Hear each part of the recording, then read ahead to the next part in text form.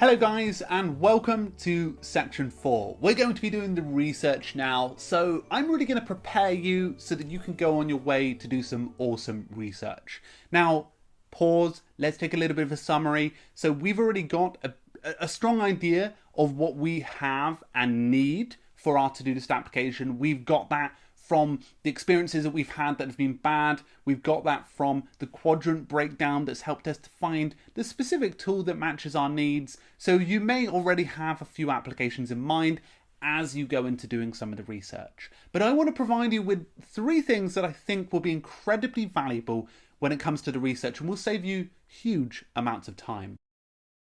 So once you've found an application that you think fits your needs, then what you need to do is go crazy on looking at a few of the resources and reviews available. Now you'll find that through a lot of different sites, but the main one is YouTube. There are going to be tons of tutorials on how to understand the software and what features it already has.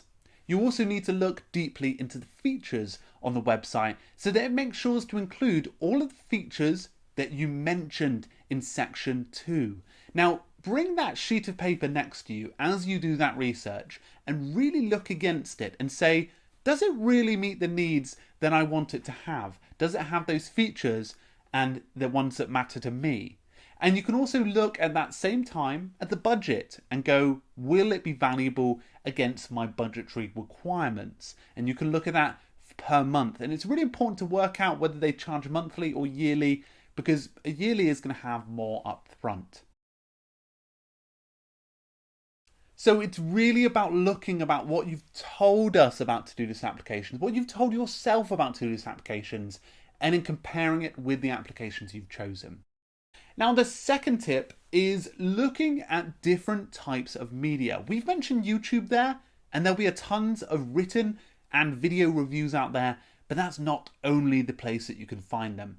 There are a lot of different sites that you can go on that will help you to dig even deeper.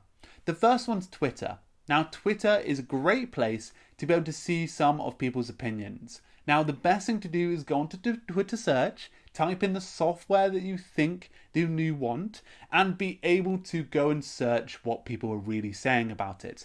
You can see whether it's good or bad naturally. I think Twitter has a feature for that, but you can go through all of that and really get a determination of what people feel about the application.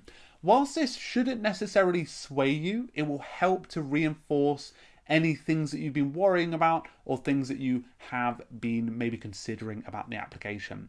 And also a very good tip when it comes to Twitter is finding their social media page on Twitter, because you can go to tweets and replies and see the sort of issue customers that are already using the tool are having with the application. I would also look at sites like Capterra to help you to see some of the reviews that are out there, although do bear in mind that a lot of these could be paid reviews or experiences that people might have had with an application and they're writing about it in an aggressive way or maybe in a really positive way. So bear in mind there's not going to be many middle ground.